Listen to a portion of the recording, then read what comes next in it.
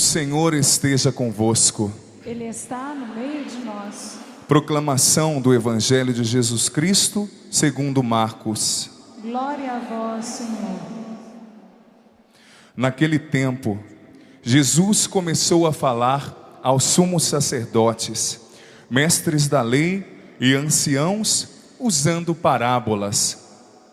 Um homem plantou uma vinha, cercou-a, fez um lagar e construiu uma torre de guarda. Depois arrendou a vinha a alguns agricultores e viajou para longe. Na época da colheita, ele mandou um empregado aos agricultores para receber a sua parte dos frutos da vinha. Mas os agricultores pegaram no empregado, bateram nele e o mandaram de volta sem nada.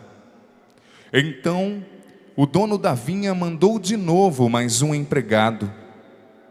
Os agricultores bateram na cabeça dele e o insultaram. Então o dono mandou mais um outro e eles o mataram. Trataram da mesma maneira muitos outros, batendo em uns e matando outros. Restava-lhe ainda alguém, o seu filho querido.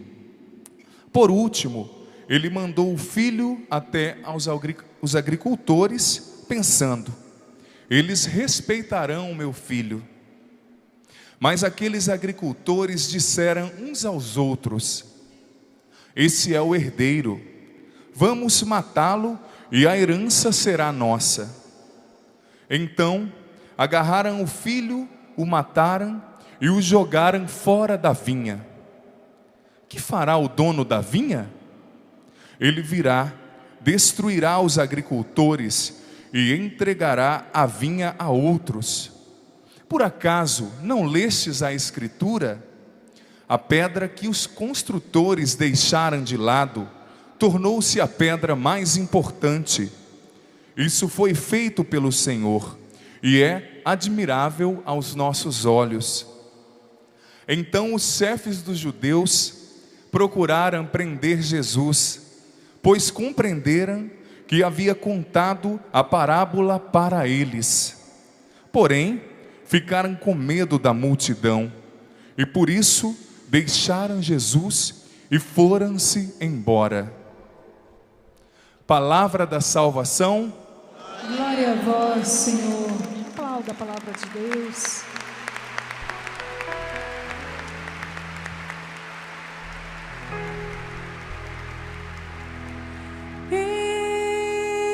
Enviai teu Santo Espírito, Senhor, e renovai a face da terra.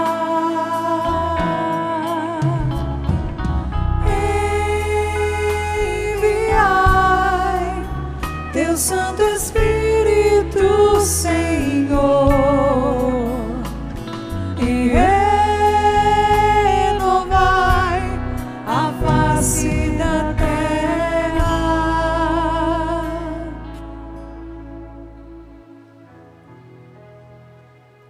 Que bom que nós estamos agora no momento importante da liturgia.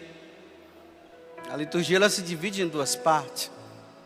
A liturgia da palavra, o momento da palavra onde Deus nos fala, e depois o momento da Eucaristia, aonde o Senhor se dá a nós através do seu corpo e do seu sangue.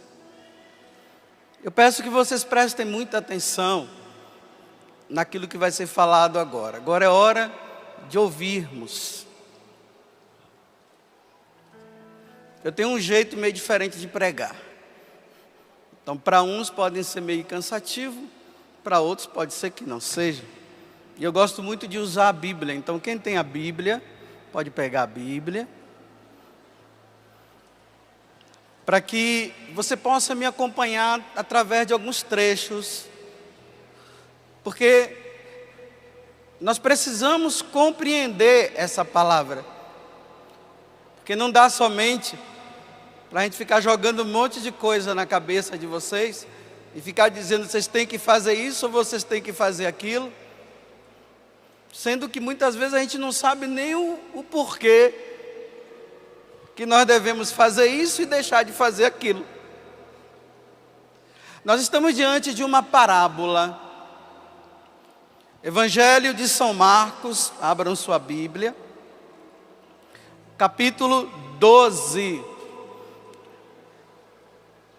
que a liturgia nos apresenta no dia de hoje. De antemão eu quero dizer o seguinte: nesta parábola, Jesus está contando para nós a história da nossa salvação. Se é a história da nossa salvação, provavelmente é porque existe uma história da perdição. E nós realmente estávamos perdidos. E nós precisamos de alguém que nos salve. E essa pessoa que o Pai do céu, no seu infinito amor, enviou para nos salvar, é Jesus Cristo. Jesus Cristo, meu Salvador. Diga comigo. O meu único Salvador. E é Ele que fala agora com você. Vejam só, gente, o Evangelho hoje começa dizendo assim. Acompanhem comigo aí. Jesus começou a falar aos sumos sacerdotes, os mestres da lei e aos anciãos, usando parábolas. Esses mestres da lei, sumo sacerdote, eles são as autoridades daquele tempo, as autoridades religiosas. Jesus está falando para eles em parábola. Significa, Jesus não está conversando com ele, falando para eles diretamente. Por exemplo, está esse rapaz aqui tirando a foto, né? Eu poderia falar diretamente para ele assim: não tire a foto. Fique tranquilo, viu? Não estou dando tom, não. Vai tirar. Eu posso falar para ele, eu poderia falar para ele: não tire a foto. Ou eu poderia falar para ele de outra forma, para que ele entendesse que ele não pode tirar foto. Isso se chama parábola. A parábola não é simplesmente um conto de história que Jesus está falando para o pessoal entender de forma simples. Não é, gente. Não é simplesmente isso. Jesus, ele não podia falar diretamente, porque senão aquelas autoridades religiosas daquele tempo iriam matá-lo se ele falasse diretamente, porque eles estavam procurando alguma coisa que Jesus falasse para eles matarem. Vejam só, quando Jesus termina a parábola, acompanhem comigo aí. Estamos no capítulo 12 do Evangelho de Marcos. Veja só como é que termina. No versículo 12, olha. Então, o chefe dos judeus, leiam comigo, está escrito aí o quê? Procuraram prender Jesus. Olha só, porque eles compreenderam que havia contado a parábola para eles. Agora eles não podiam chegar e dizer assim para Jesus: eu vou te pegar porque você falou de mim. Não. Jesus falou deles? Não, na parábola Jesus não falou deles. Jesus falou deles, mas é eles que tinham que entender o que Jesus estava falando.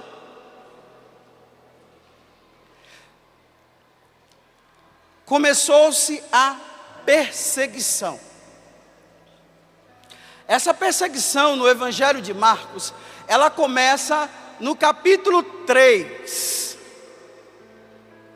Jesus entra numa sinagoga, tem um homem de mão seca, era sábado, Jesus vendo aquele homem com a mão seca, Jesus cura aquele homem, faz um grande milagre. Esses mestres da lei, vendo que Jesus tinha feito no sábado, porque para eles no sábado não se podia fazer essas coisas, eles começam a perseguir Jesus. Vamos lá, o Evangelho de São Marcos, acompanhem comigo. Isso tudo é para você entender a parábola. Marcos, capítulo 3, versículo 6. Olha o que é que está escrito aí. Termina da seguinte forma: saindo os fariseus dali, deliberaram logo com os herodianos, como haviam de... Falem aí o que está escrito na sua Bíblia. De perder. Em outras Bíblias deve estar escrito matar. Imagina, gente, Jesus acabou de fazer um bem, agora eles estão querendo matar Jesus? Na sexta-feira passada, agora está no capítulo 11 de São Marcos, eu estava celebrando a missa aqui das 8, e ali falava que Jesus tinha entrado no templo e mandou todo aquele povo embora. Em um determinado momento ali diz assim, que esses doutores da lei chegaram e quiseram, e já estavam organizando mais uma forma de matar Jesus. Então, ainda não tinha chegado a hora dele ser morto. Jesus então agora conta parábolas. Entenderam? Estão entendendo? Ele não pode falar diretamente, porque se ele falar diretamente, eles vão encontrar uma forma para matar logo Jesus. Mas Jesus não pode morrer agora. A parábola de hoje começa dizendo que Jesus contou essa parábola para eles. Vou ler de novo. Jesus começou a falar aos sumos sacerdotes, mestres da lei e anciãos, usando parábolas. Aí agora vem a história da nossa salvação. Um homem plantou uma vinha. Os santos padres, aqueles que são os primeiros que começaram a anunciar a palavra de Deus, eles ensinou à igreja que essa vinha é o povo de Israel. Os judeus, Jesus era judeu ou era brasileiro? Judeu. Jesus nasceu numa nação que começa lá, essa nação, ela começou a existir no capítulo 12 do livro do Gênesis, quando Deus chama Abraão, lá da Mesopotâmia. Abraão era um pagão, adorava outros deuses, e Deus chama Abraão para começar a nova nação. Essa nova nação é a nação judaica, são os judeus. Esse é o chamado o povo escolhido. Era esse povo que iria preparar para receber o Filho de Deus no nosso meio. Porque Deus habita onde? No céu. Deus habita no céu. O homem jamais conseguiria chegar a Deus. O homem jamais poderia chegar lá. Aí o que é que Deus faz? Deus vem a nós. Olha que maravilha. Estão vendo como você é importante? Você é filho de Deus e você tem uma importância muito grande. Você é tão importante que Deus não quis deixar você sozinho. Ele quis vir morar no meio de nós. E o Verbo divino se encarnou e habitou no meio de nós, disse São João. E nós vimos a sua glória. Que maravilha, gente. Que coisa maravilhosa.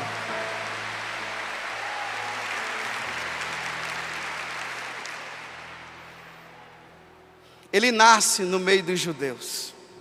A profecia de Isaías dizia que ele viria de uma mulher, de uma jovem, uma virgem. Nós dizemos que essa virgem se chama quem? Maria. Agora vejam, Jesus nasceu no meio dos judeus. Os judeus não quiseram acolhê-lo. Você acolheu? Você acolheu Jesus na sua vida? A maioria dos judeus não. Muitos acolheram, mas a maioria não. Esse povo judeu que iria receber Jesus, ele foi preparado. Vocês veem que na vinha, na parábola de hoje, Jesus diz assim, que o dono da vinha foi embora e deixou que algumas pessoas cuidassem da vinha. Quando chegou o tempo da colheita, ele manda algumas pessoas para dividir o dinheiro de toda a colheita. E ali diz assim, primeiro, os primeiros não receberam. Vamos acompanhar aqui no Evangelho.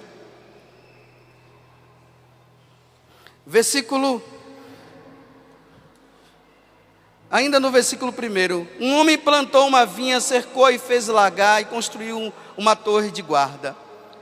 Olha só, depois arrendou a vinha a alguns agricultores e viajou para longe.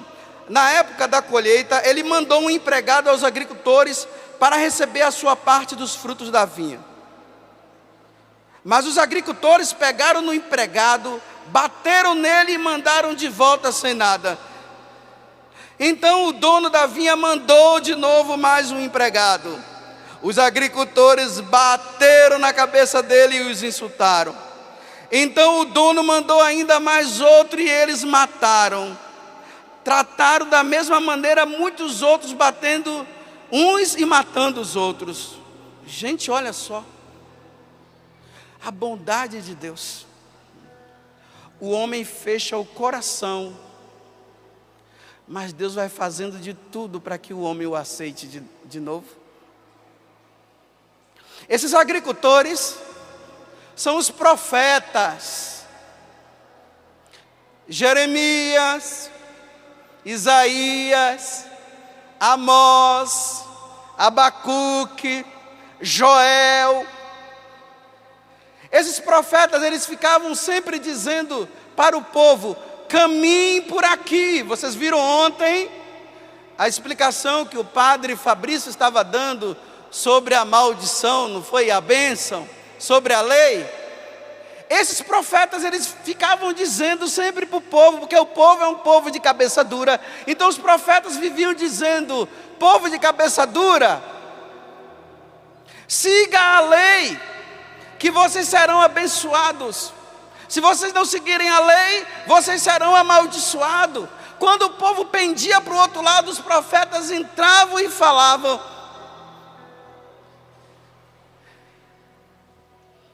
Mas nem toda vez o povo quer ouvir o que o profeta quer falar. O povo quer ouvir, eles querem que o profeta fale aquilo que eles querem ouvir. Você acha que quem está no adultério, ele quer que o profeta fique falando do adultério? Não. Ele quer que fale da bebida, porque ele não bebe. É assim. Por isso que tem gente às vezes na igreja que fala bem assim, eu não gosto das coisas que aquele padre fala. Aí você pergunta para ele, por quê? Pergunta para a pessoa por quê. Ela vai dizer assim: é porque ele fala das coisas que eu estou vivendo e eu não quero largar. Não é mais bonito a gente ouvir coisas referente a outros e não a mim? Era assim. O povo de Israel, quando o profeta falava dos erros dele, não para condená-los, mas falava dos erros deles, para ver se eles aceitavam e voltavam para Deus, para não ficar na maldição. Eles não aceitavam não. Então o que é que eles faziam? Batiam nos profetas, matavam os profetas. Nós não queremos ouvir esse daí. Vocês já viveram situações assim? Não é bom aquelas pessoas que vêm falar e falam só coisas assim que a gente gosta? Aquelas coisas bem bonitinhas, e que a gente fica assim: nossa, aquela frase foi tão lindinha, tão bonita, não afetou ninguém, não leva ninguém à mudança de vida. Fica só naquele poetismo, aquela coisa tão assim vaga, e as pessoas continuam tudo no erro. Mas quando chega e fala: deixe de fazer isso, deixe de fazer aquilo, porque Deus não quer, esse não presta. Aí sabe o que é que faz? Abaixo assinado. Vocês já viram lá nas paróquias pessoas fazendo abaixo assinado para os padres, porque aquele padre fala demais? Fala demais. Vamos fazer um abaixo assinado para ele? Ele precisa falar mais assim: que Deus é amor. Deus ama todo mundo, e ama mesmo, viu? E que a misericórdia dele é infinita. E o pessoal está tudo no erro, fazendo coisa errada, e está ali só. Ai. Aí todo mundo volta, aí você vê até gente chorando assim, tudo emocionado. Mas não leva a pessoa a uma mudança de vida. A pessoa continua no erro. Abaixo assinado para ele. Está falando demais. Vou mostrar, interpretar agora essa passagem que ele fala justamente desses agricultores, desses empregados que mataram os outros, que foi matando. Peguem comigo agora, livro de Jeremias. Jeremias é um dos profetas. Jeremias 18, versículo 18. Olha, gente, Jeremias não era moleza não, viu? É daquele tipo que fala, não estava nem aí, mas sofria muito porque ele falava. Denunciava os erros para as pessoas mudarem e caminharem no caminho do bem, como a primeira leitura está falando aqui de Tobit, que era um homem de bem, que caminhava nos caminhos do Senhor, que andava na lei de Deus, que fazia o bem.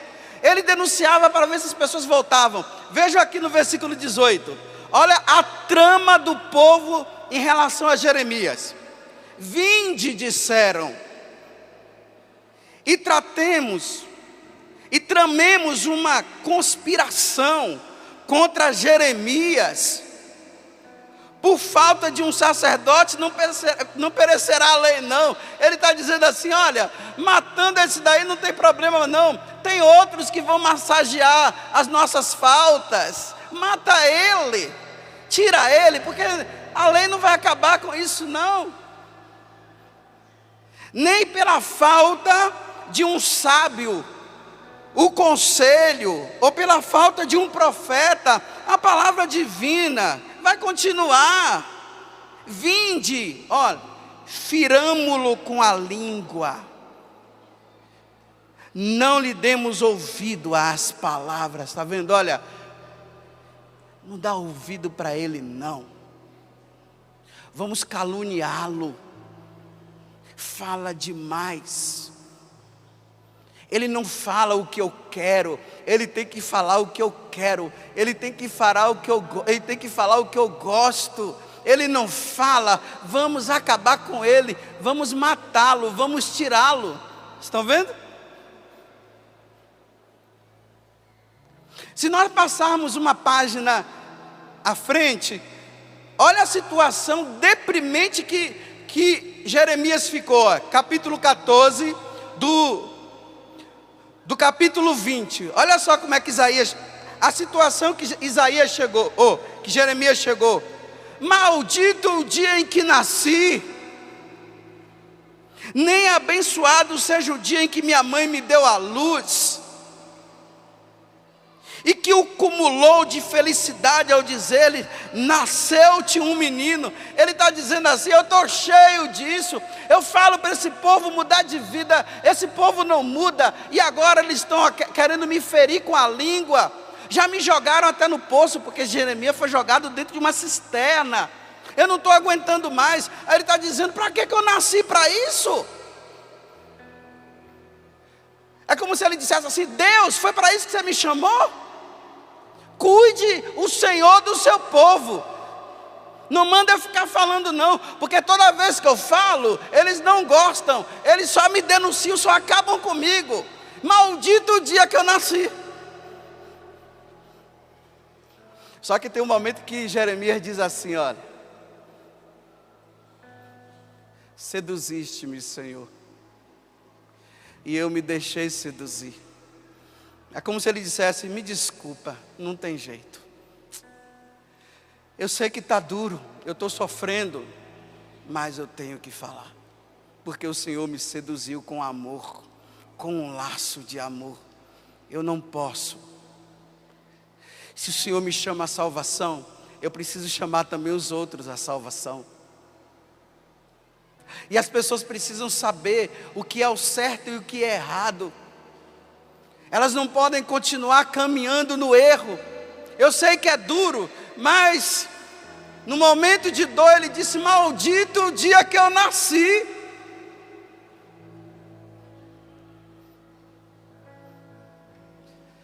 O profeta, ele não fala somente do amor de Deus. Ele fala também do amor de Deus, dizendo para o povo, crie vergonha na cara. Porque não é possível que Deus te amando tanto, mandando o filho dele para morrer na cruz por você e te salvar, você continue querendo permanecer no erro. Aí vem a denúncia, e a denúncia ninguém quer. Aí ali está, mataram os agricultores, mataram os profetas. Tanto que um dia Jesus chegou, olhando para Jerusalém, Jesus disse assim, ei Jerusalém, Jerusalém, que mata os meus profetas.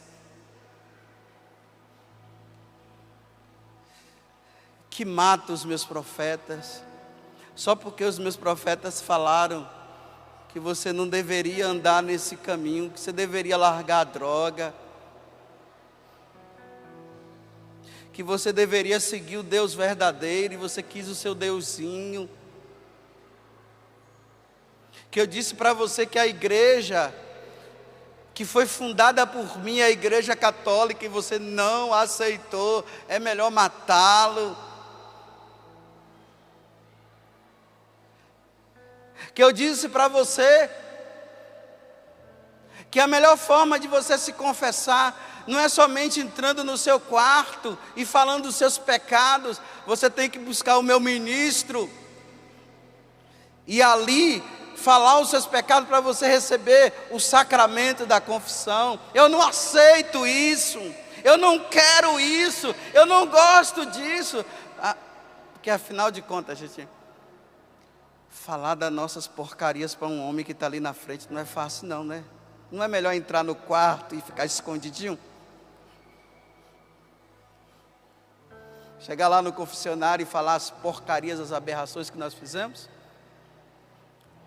É melhor falar no quarto. Isso é muito forte. Afinal de contas, aquele dali é pecador. Pecador igual eu, como é que ele pode perdoar os meus pecados? Claro que ele não vai perdoar pecado de ninguém. Quem perdoa é Deus. Mas Deus se utiliza de um homem limitado para pregar a palavra, para dar o perdão dos pecados e para trazer Jesus na Eucaristia. Olha só, por que Deus não mandou São Miguel Arcanjo, gente?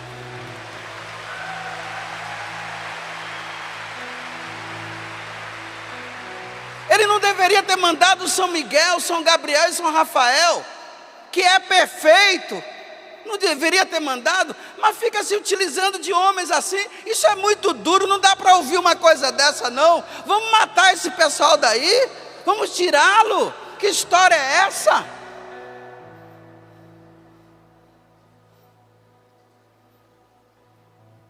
Às vezes com uma cabeça que recebeu um ensinamento não da igreja católica, mas recebeu um ensinamento de outra igreja. Como é que você quer entender a igreja católica pegando ensinamento de fora? Você tem que aprender aqui dentro para saber aqui dentro.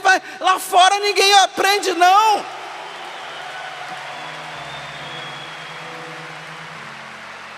Lá fora é só confusão.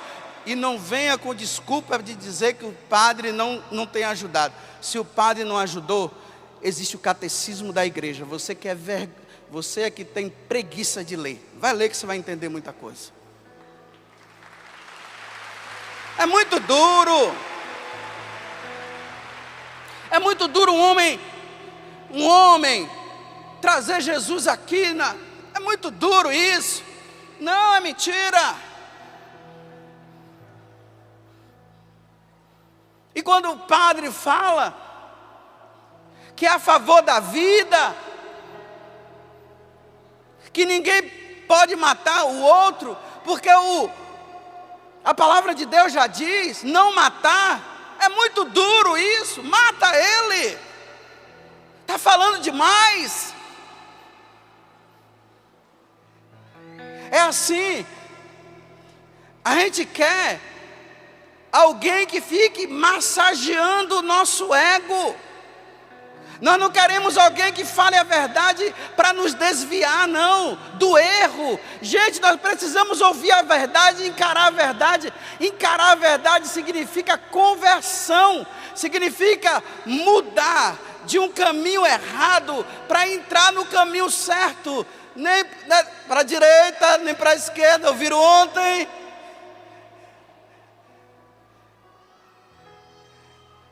É ouvir, por quê?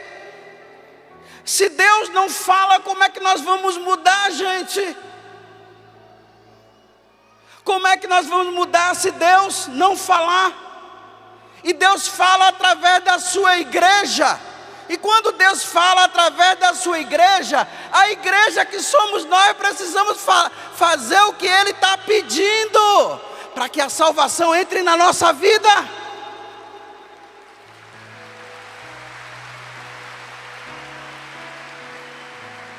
Ou nós acreditamos que Bento XVI é o representante de nosso Senhor na igreja católica? Ou nós vamos dizer, é muito duro o que ele fala, eu não quero isso não, eu sou católico sim, mas não aceito o que ele fala, eu não quero, mata o profeta. Mata o profeta que está dizendo para a igreja, é por aqui igreja, a igreja de Nosso Senhor tem que caminhar por aqui. Não, eu quero caminhar por cá, então vai embora. É melhor ir embora.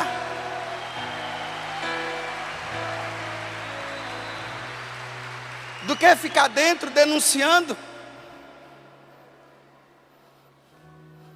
Todas as quartas-feiras e todos os domingos, Bento XVI está falando. Só ligar na TV Canção Nova que você vai ver. Ouça o que o representante de Cristo está falando para a igreja. Quer você não aceite ou não, tem duas opções, ou aceita ou não. Eu prefiro que você aceite, porque se você não aceitar, a coisa vai ficar complicada.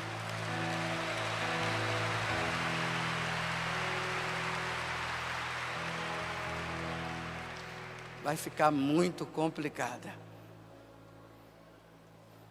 E é São tantas reivindicações, né, contra Bento, né?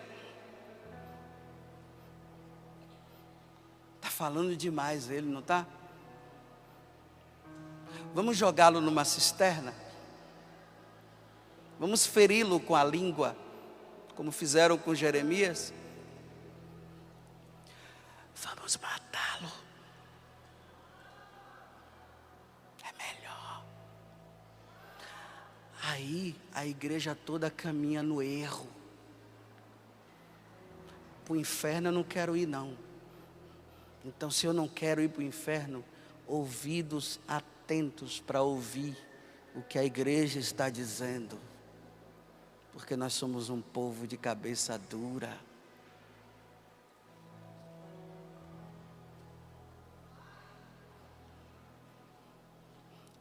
Essa paradinha é para pensar. Que fala muito e acaba não pensando. Pensa. Estou com Bento e com Cristo, ou eu fico sem Cristo e sem Bento? Não tem jeito. Ou com Bento e Cristo. Sem Bento não tem Cristo. Cristo e Bento, Bento e Cristo. Cristo e Bento, Bento e Cristo.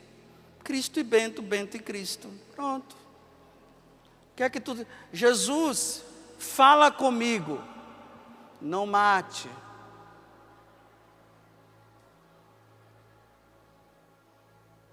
Está vendo? Ou você acha que Jesus Cristo está querendo que mate?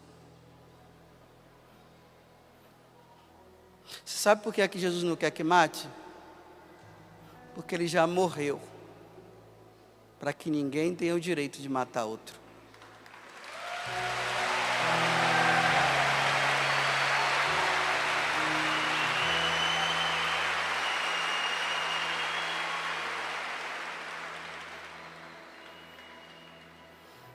Mas vamos para frente. A continuação da parábola. Aí Deus Pai, Ele teve uma ideia. Ah, já sei. Já que eles mataram os meus profetas, eu vou mandar o meu filho, o meu único filho e meu amado filho. Olha, meu único filho e amado. Provavelmente, eu mandando o meu filho, eles não vão matar. Que decepção. Mataram.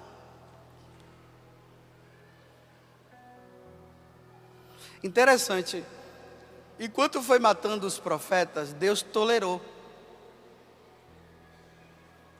Mas quando matou o filho dele, acompanhe comigo aqui no Evangelho de São Marcos. Olha só. Então, versículo 8, Marcos 12, versículo 8. Então agarraram o filho e o mataram, e o jogaram fora da vinha. Olha só, pegaram o filho, Jesus está contando uma parábola, olha. Pegaram o filho e o mataram. Quem é o filho? Quem é o filho? Mataram o filho, o mataram, e o jogaram fora da vinha. Você se lembra? Jesus foi morto aonde? Fora de Jerusalém, né? Depois vocês peguem lá, João capítulo 19, versículo 17, você vai ver. Jesus pegou a cruz, estava dentro de Jerusalém, saiu de Jerusalém e foi morto fora no Calvário. Está vendo? Olha, tira ele do nosso meio. Ele não serve não, tira. Mata ele lá fora e deixa ele lá.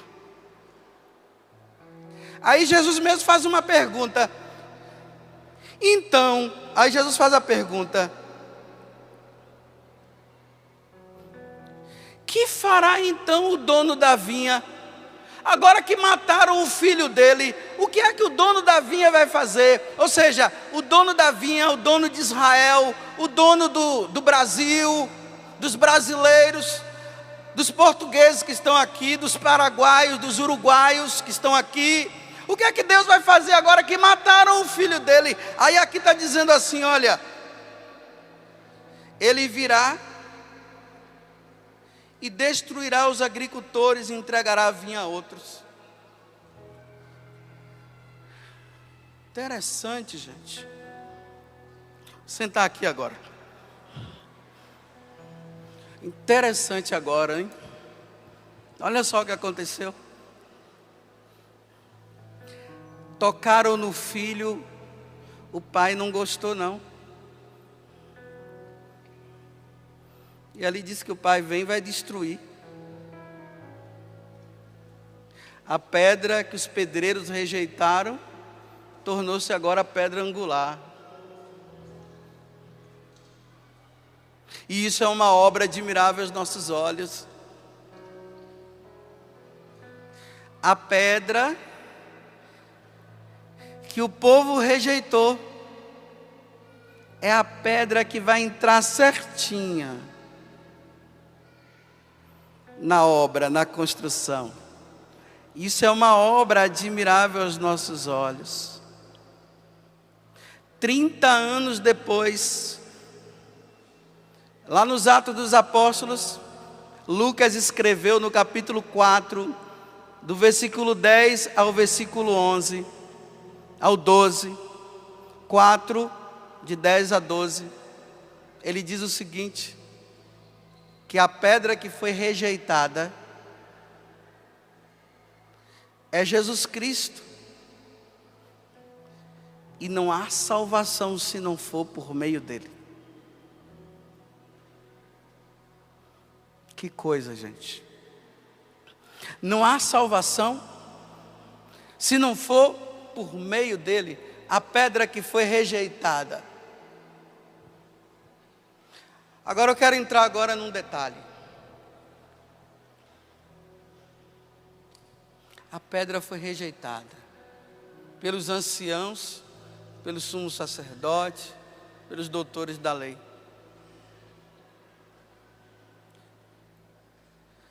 O único que pode nos salvar chama-se Jesus Cristo. O único. Não existe salvação se não for por meio de nosso Senhor Jesus Cristo. A pedra que foi rejeitada, aquele que foi crucificado, aquele que derramou o sangue na cruz por nós. A salvação para nós, a solução para nós que somos pecadores, está nele. Não existe outro. A única salvação está em Jesus Cristo. Vocês entenderam aqui? Agora, por que tem gente dizendo aí que existe outros lugares que a gente pode se salvar?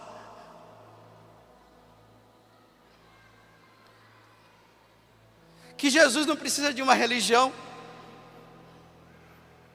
Que todas as religiões salvam? Todas as religiões salvam? Então, a religião satânica salva? Salva. A única religião que salva é o cristianismo. Só.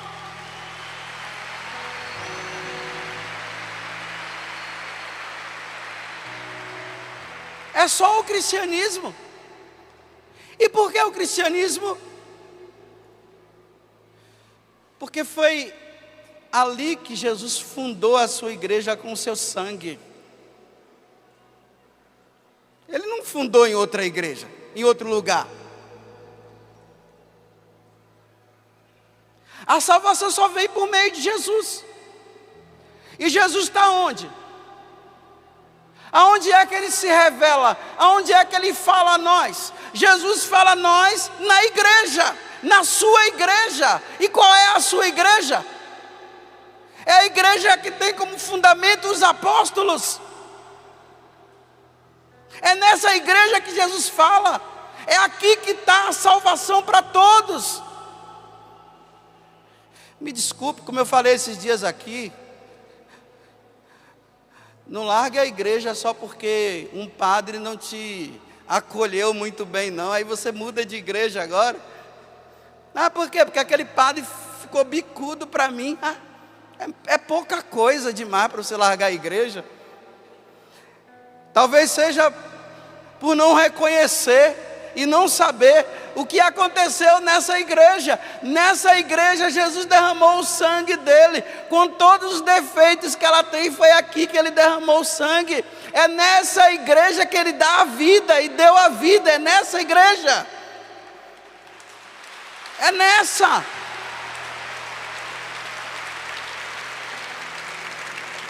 Ou tem outra? É nessa. Aonde Bento XVI está falando. É nessa. Agora vejam, né? Na parábola, eles fizeram o quê? Eles mataram Jesus Cristo. Ali mostra que mataram o filho. Vocês já começaram a perceber como hoje o nome Jesus Cristo está virando problema? Vocês já começaram a perceber que falar no nome de Jesus gera confusão? Vocês já começaram a perceber que falar no nome de Jesus você pode ser até processado?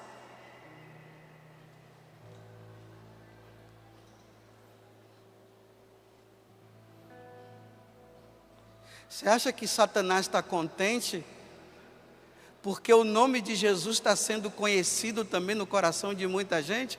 O que é que ele quer fazer? Apagar o nome de Jesus. Ele quer tirar Jesus do nosso coração. Coloca a mão aqui no coração. Ó. Você é batizado? Você sabia que Jesus está aí dentro? Você sabia que você é um sacrário de Deus? Estão querendo tirar, mas não consegue não. Porque nessa igreja, as portas do inferno não vai prevalecer não. Jamais.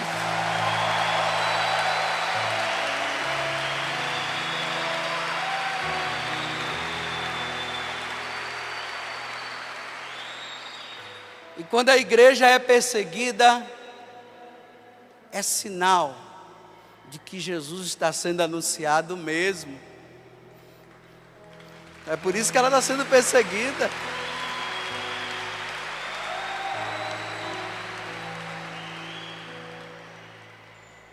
É sinal que tem gente falando do nome dele. E eu estou diante aqui de uma multidão que espero que esteja falando, viu? Espero. Estou diante de uma multidão que veio passar um carnaval diferente, porque ama o Senhor, e que não aceita que o nome do Senhor seja subjugado como estão querendo que seja.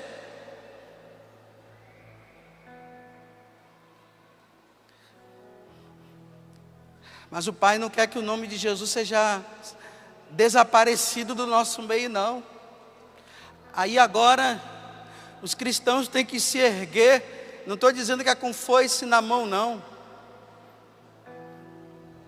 Os cristãos têm que se erguer com o texto na mão, com a palavra de Deus.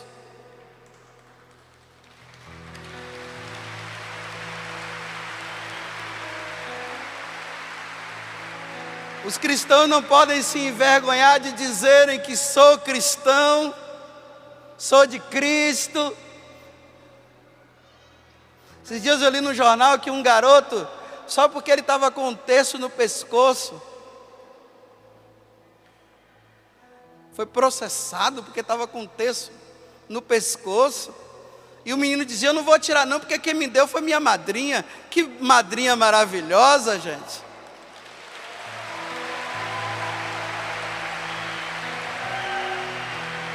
Porque realmente, olha só, o padrinho e a madrinha, eles estão aí para colocar fé no coração do seu afilhado. Bendita a madrinha que deu um terço e ele colocou no pescoço e ele dizia: eu não tiro, minha madrinha me deu.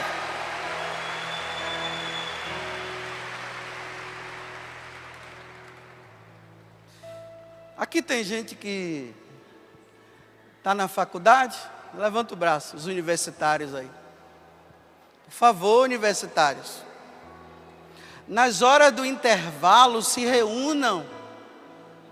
No intervalo, reúnam-se. Para rezar um pouco. Para ler um pouco a palavra de Deus. Para ler a encíclica ou algum documento que o Papa Bento XVI tem mandado. Leiam nas horas dos intervalos, porque na hora da aula vocês sabem como é só falar mal de Deus, é só falar mal de Jesus Cristo. Então, para vocês não ficarem com problema na cabeça, com dúvida, se reúnam nos intervalos como um bom cristão, e vai um ajudando o outro, para que o nome de Jesus não seja apagado do seu coração. Isso se chama pastoral universitária.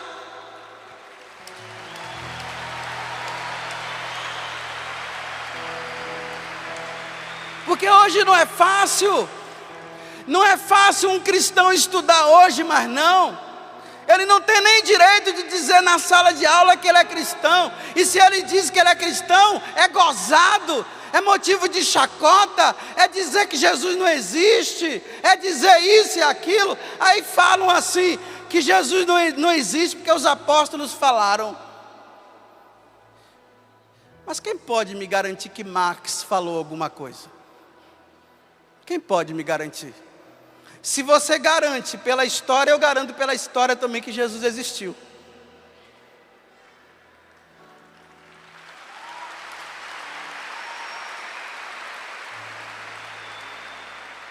Acaba se acreditando naquilo que os homens falaram, para não acreditar naquilo que Deus falou.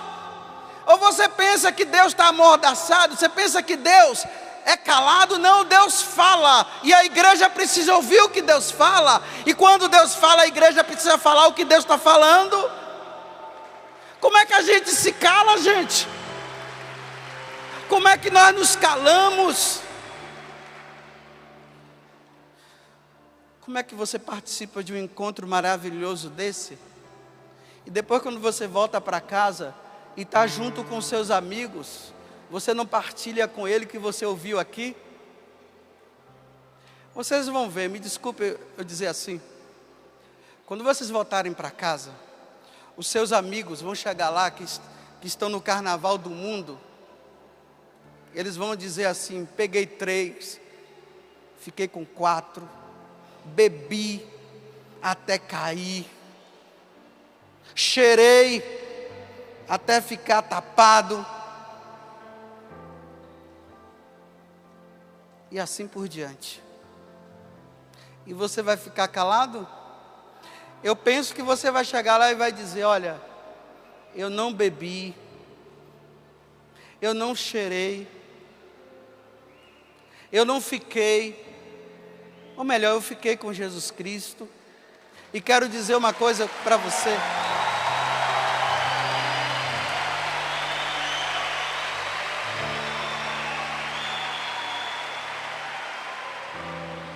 E quero dizer para você, foi muito bom passar os dias de carnaval com Jesus Cristo, e o ano que vem voltarei.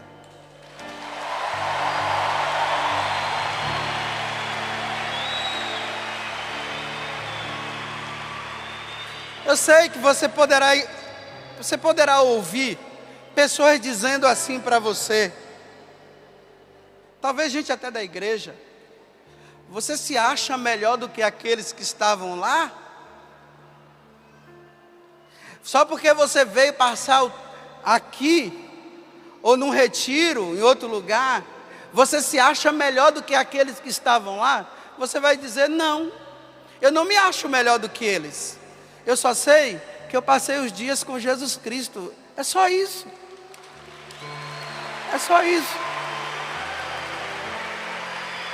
Realmente, nenhum de vocês são melhores a partir de mim. Nenhum de nós somos melhores do que aqueles que estão vivendo lá. Mas aqui nós estamos bebendo. Não uísque, vodka e nem nada. Nós estamos bebendo Jesus Cristo na força do Espírito. Agora veja. Eu quero que todo mundo saia daqui gordo. Gordo. Comam bastante, engordem, engordem, engordem, engordem. Vocês precisam engordar bastante aqui.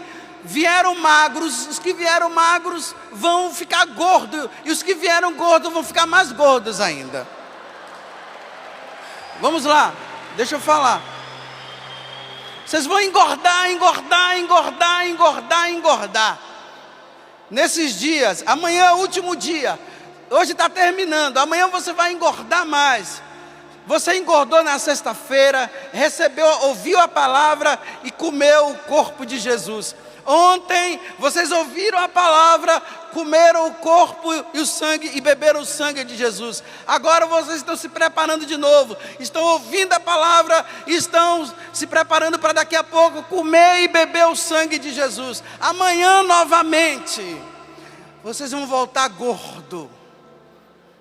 Aí quando chegar em casa, vocês vão ter que emagrecer.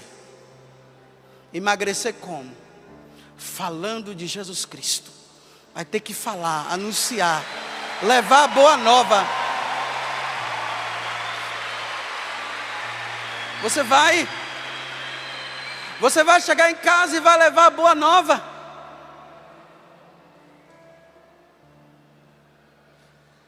Vocês vão falar da alegria diferente que vocês viveram, que vocês estão vivendo. Vocês vão falar do encontro pessoal que você teve. Você vai falar daquela pregação que alguém fez. Você vai falar que no momento lá em que aquele ministério de música estava lá cantando, aquela banda, naquele momento aquela música tocou o seu coração muito. Você vai dizer que você se alegrou de forma diferente. E você vai dizer uma coisa essencial: foi uma alegria que jamais o mundo me ofereceu. É essa alegria que vocês precisam levar para casa. Porque vocês não estão aqui simplesmente para fazer um retiro diferente. Também vocês estão fazendo um retiro diferente para quando chegar em casa, quando chegar na faculdade, quando chegar lá na sua escola, quando chegar lá no lugar onde você trabalha, dentro do ônibus, dentro do metrô, dentro da barca, quem mora lá no Pará, na Amazônia, dentro da canoa, em cima de uma bicicleta, você precisa levar a boa nova que é Jesus Cristo, que a humanidade está precisando ouvir. Por quê?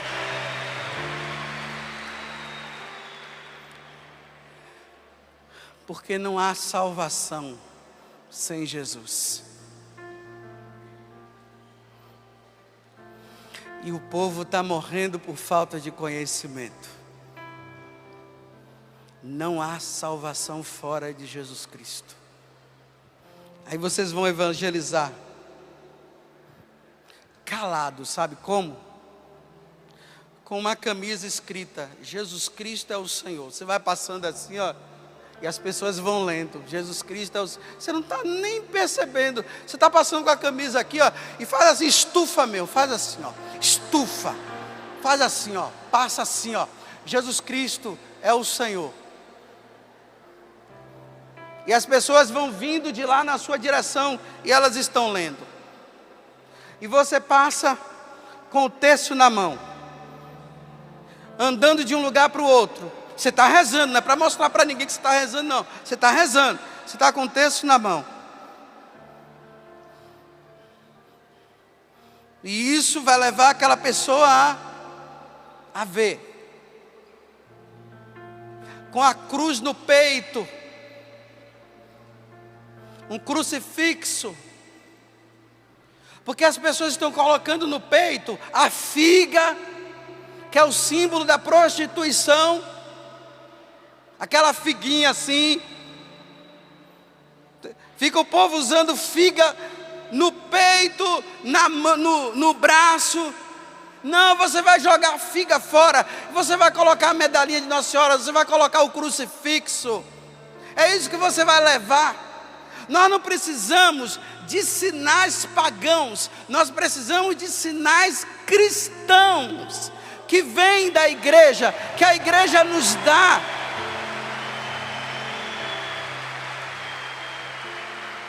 É engraçado, as mulheres se enfeitam com cada bugiganga no pescoço, colocam os negócios tão grandes aqui no pescoço, que já anda tudo assim, e a gente não vê um crucifixo, nós não vemos uma medalha de Nossa Senhora no pescoço de uma mulher. Aí vai lá, nas quitandas das ruas, vai lá, não sei aonde, porque está na moda, aí coloca um monte de coisa feia, esquisita no pescoço. Cadê o crucifixo, gente? Esquecestes que tu és cristão? Cristão? Ah, mas eu não preciso mostrar que eu sou cristão, porque no meu coração, o meu coração é de Cristo, já não preciso mostrar. Coloque um semáforo, tire os semáforos da sua cidade e você vai ver o que é que vai acontecer. Carro batendo em tudo quanto é lugar. Vai. É isso mesmo. Realmente, o semáforo, coloque o semáforo no coração, vai. Coloque no coração. Dirija com o semáforo no coração, e você mesmo vai ditando e vai dizendo: agora está vermelho, agora está verde, agora está amarelo. Vai assim para você ver. Isso é desculpa para não ser sinal no meio de um povo que não conhece Jesus Cristo. Isso é uma falta de caridade, os cristãos não usarem os sinais cristãos. Isso é uma falta de caridade. Porque se você tem medo de evangelizar com a boca, evangelize com os sinais também, com a sua vida. Com os sinais e com a sua vida. Agora faz assim. Já que você tem medo de falar, deixe nós sacerdotes quebrarmos a cara aqui falando. Deixe nós quebrarmos a nossa cara. Deixe nós colocarmos a nossa cabeça na forca. Pode deixar que a gente coloca. E já que você não fala, então use os sinais. Use os sinais na sua casa. Use os sinais no seu corpo. Use os sinais no seu sapato, na sua camisa. Usa, vai usando os sinais. Porque através dos sinais, as pessoas também poderão se salvar. Porque elas poderão se encontrar com Jesus Cristo através de um sinal. Um sinal seu.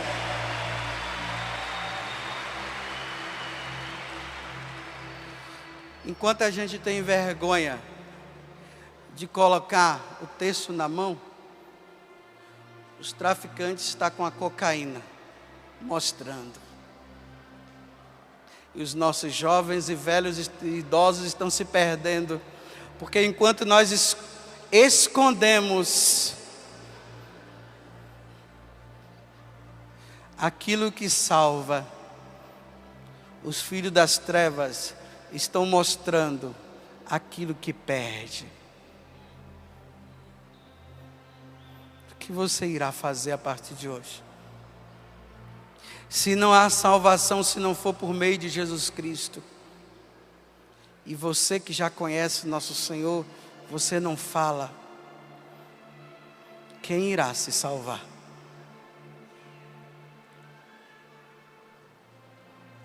Você é instrumento de salvação. Seja um instrumento de salvação. Desde uma criança até a pessoa mais velha que esteja aqui. Todos nós precisamos ser instrumento de salvação, porque o mundo quer apagar Jesus Cristo.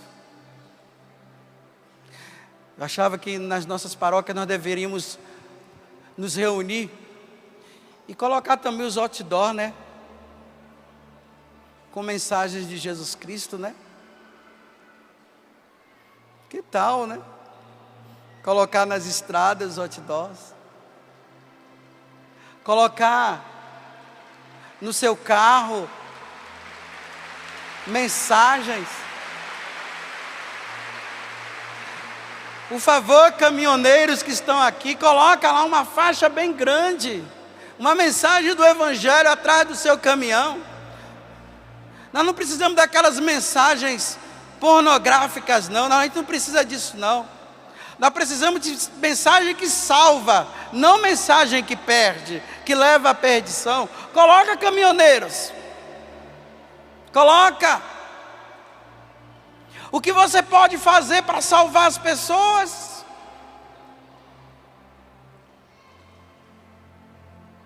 Porque o Filho do Deus Pai não vai tolerar aqueles que rejeitarem Jesus Cristo como Senhor.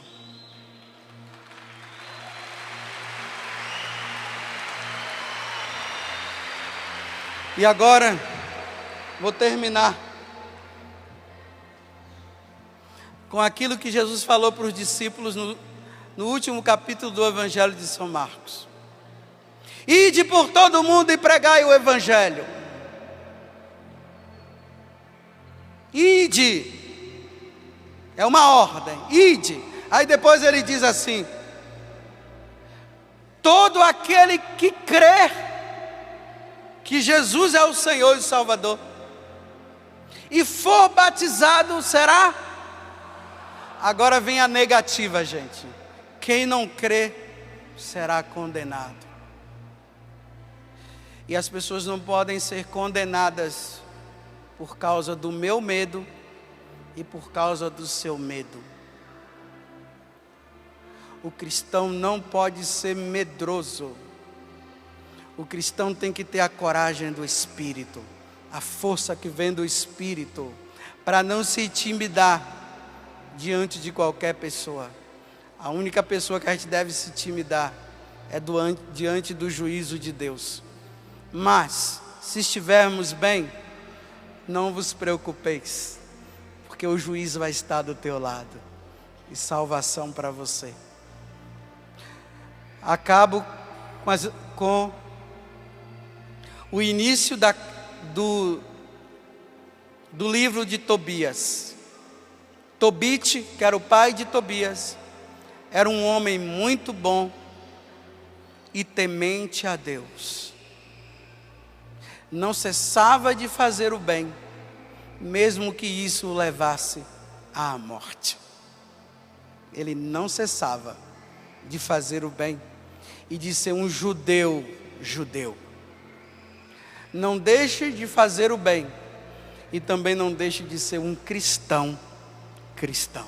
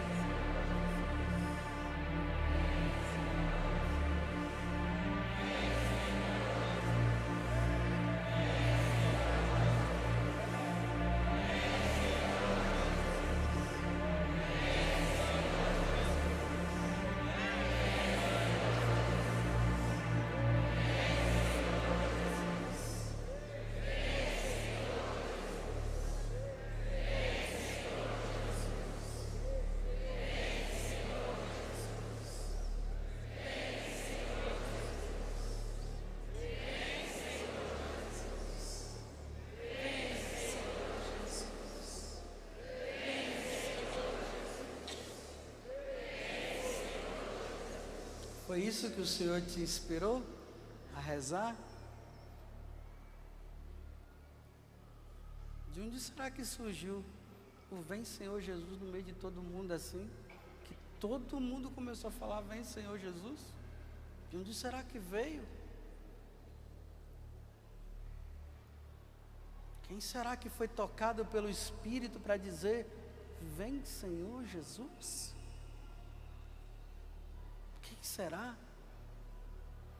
E de repente a coisa foi fluindo e todo mundo começou a falar Vem Senhor Jesus. Bendito seja o Espírito. Porque eu não sei. Mas realmente significa que o Senhor está precisando vir. Fiquem tranquilos. Ele virá na Eucaristia daqui a pouco.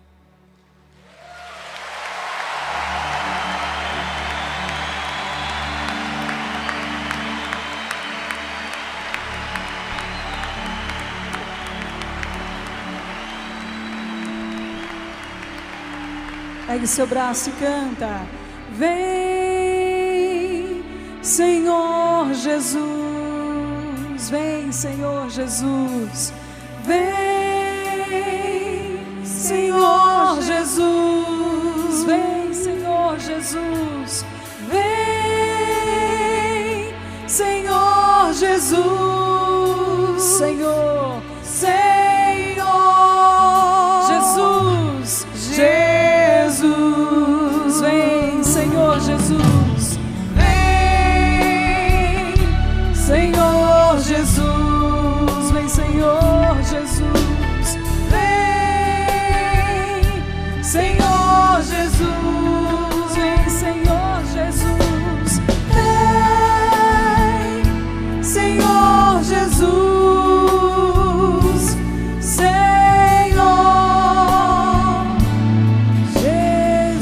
quero ouvir só a sua voz. Vem, Senhor Jesus.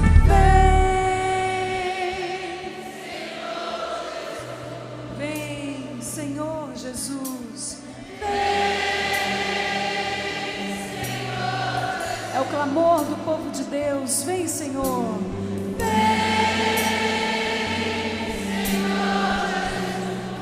Senhor. Jesus. Jesus, com toda a força, vem, Senhor Jesus. Vem, Senhor Jesus. Vem, Senhor Jesus. Vem, Senhor Jesus. Vem, Senhor Jesus. Vem, Senhor Jesus. Senhor,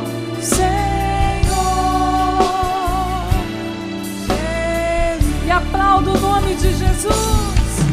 Aplauda, aplauda o nome de Jesus que está acima de todo nome. Aplauda mais forte. Toda a língua professe para a glória de Deus Pai e Jesus Cristo.